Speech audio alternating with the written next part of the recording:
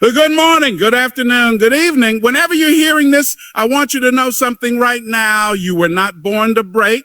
You were born to bend, stretch, grow, and rise. You see, life ain't easy. Life is not a straight line. It's a roller coaster, up, down, twist, turn. Sometimes you can't even see what's coming. But here's the truth. Adversity is not the enemy. It is the assignment. And I know what it's like to feel like the walls are closing in.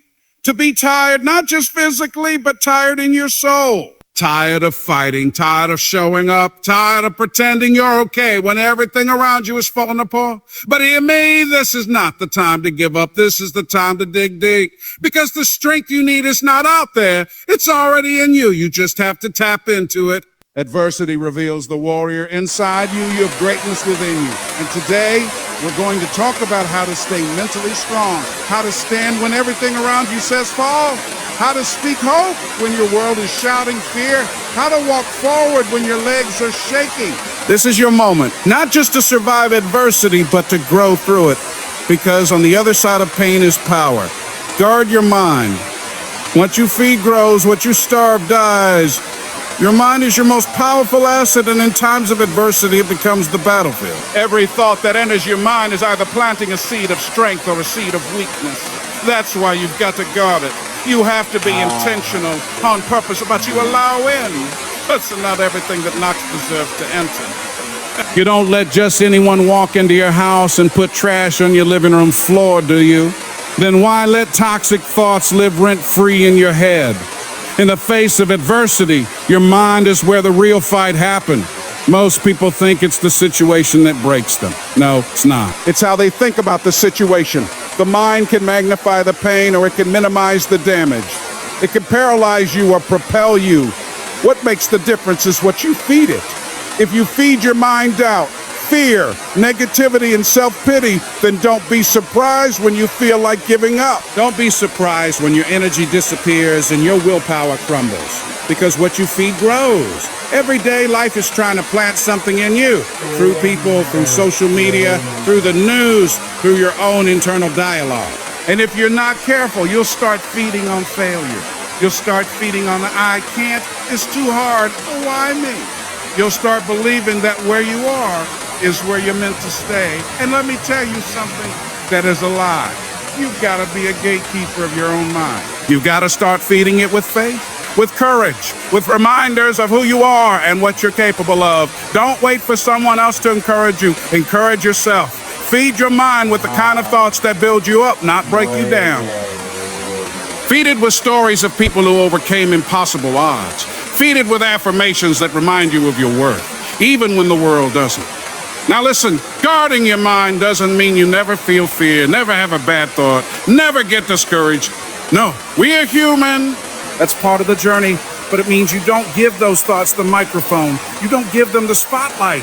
When that voice in your head says, you'll never make it, you answer back and watch me. When it says, if this is too much, you say, I've handled worse. When it says, you're not enough, you say, I am more than enough. I am built for this. Your environment plays a huge role in what you feed your mind. If you surround yourself with people who constantly complain, who see problems in every solution, who talk more about what's wrong than what's possible, guess what? That's going to rub off on you. Energy is contagious. That's why you've got to be around people who challenge your limits, not enforce them. People who speak life into your vision, not death into your dreams. You've got to limit your time around dream drainers and spend more time with dream believers. And sometimes the most dangerous voice isn't out there. It's the one in here, your own inner critic. That voice that keeps score of every failure and forgets every victory. You've got to talk back to that voice. You've got to interrupt it. If you don't, it will run your life on autopilot. It will tell you stories that make you small, that keep you safe, and that stop you from stepping into your greatness. But you weren't born to stay safe. You were born to be stretched. You were born to grow. And growth only happens when you challenge the narrative that says you can't. This is why your daily habits matter. What are you reading? What are you watching? What are you listening to? Who are you talking to? These things are feeding your mind, whether you realize it or not. When you wake up in the morning and scroll through negativity for an hour, you're setting the tone for the rest of your day. But when you wake up and feed your mind with purpose, with gratitude, with possibility, your spirit rises, your mindset sharpens, and adversity doesn't feel like a mountain anymore. It becomes a stepping stone. There's an old saying, you are what you eat. Well, mentally, emotionally, spiritually, you are what you feed your mind. Starve the doubt, starve the fear, starve the lies, and feed your faith. Feed your courage, feed your hope, feed your belief in who you're becoming. Because when adversity comes, and it will come, it's not the storm that defines you. It's the strength you've built inside. And that strength comes from the mental diet you've chosen every single day. There are moments in life when pain hits so hard, it knocks the wind out of you. Moments that don't make sense. You're left asking, oh, why me? What did I do to deserve this? And I'm here to tell you something that changed my life, something that might shift the way you see your struggle. The pain wasn't meant to punish you. It was meant to prepare you. Life is not just about what happens to you. It's about what you do with what happens to you. Everyone experiences adversity, but not everyone grows through it. Some people go through hell and come out bitter, broken, and blaming the world. Others go through the same fire and come out wiser, stronger, and more determined than ever before. The difference, they found a purpose in their pain. Now, I'm not saying the pain was fair. I'm not saying you deserved it, but I am saying you can make it mean something. You can turn your wound into a weapon. You can turn your setback into a setup. The same thing that tried to destroy you can be the very thing that defines your destiny if you choose to rise. Think about it. Some of the greatest leaders, teachers, and healers this world has ever known were forged in fire. They didn't come out of comfort. They came out of chaos, out of heartbreak, out of rejection, out of loss, out of moments that made them fall to their knees. But they didn't stay there. They got up. And when they did, they carried something with them, a message, a mission, a reason.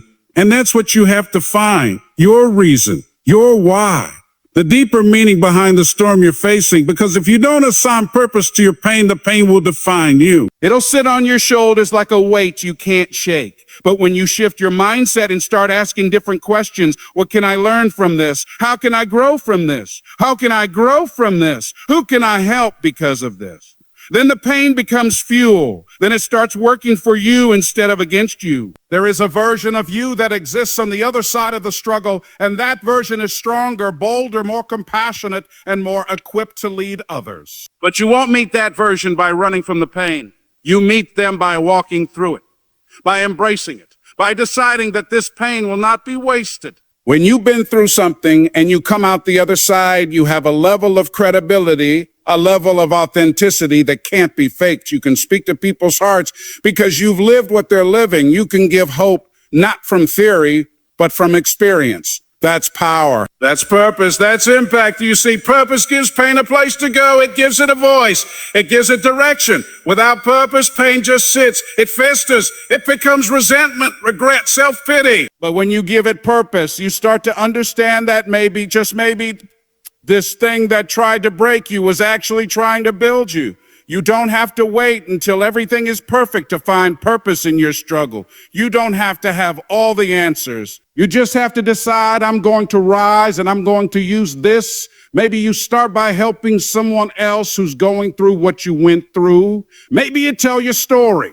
Maybe you just choose to show up, even when it hurts, and keep moving forward. That's purpose in motion. This doesn't mean you won't feel the pain. It doesn't mean you have to pretend it didn't hurt. You honor the pain. You acknowledge it. You face it, but then you channel it. You use it to light your path instead of letting it darken your spirit. Because when you decide your pain will serve a greater purpose, nothing can stop you. Not the loss, not the betrayal, not the fear, nothing. Purpose turns victims into victors. It turns breakdowns into breakthroughs. It turns survival into significance. You were not meant to carry your pain forever. You were meant to transform it, to turn it into something that lifts others, that changes lives, that reminds people they're not alone. That's the real victory, not just surviving, but using what almost destroyed you to create something that heals, empowers, and elevates others. When life hits you hard, when adversity pulls the rug from under you, you need more than just comfort. You need strength around you. You need voices that lift, not limit. You need energy that empowers, not drains. Because in your weakest moments, the people closest to you have the power to influence your thoughts, your choices, your belief in yourself. That's why who you surround yourself with isn't just important, it's critical. Let's get one thing straight. You can't stay mentally strong if you're surrounded by people who are mentally weak. If every time you try to rise, they remind you of why it won't work.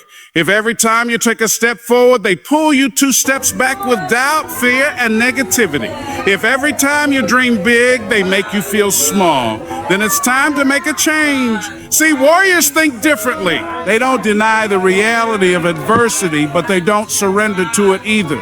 They understand that pain is part of the process, that struggle is the price of growth, and they face the fight with faith. They're not afraid to get in the trenches with you. They don't just cheer when you win. They encourage you when you lose. They see your potential even when your vision is blurred by fear.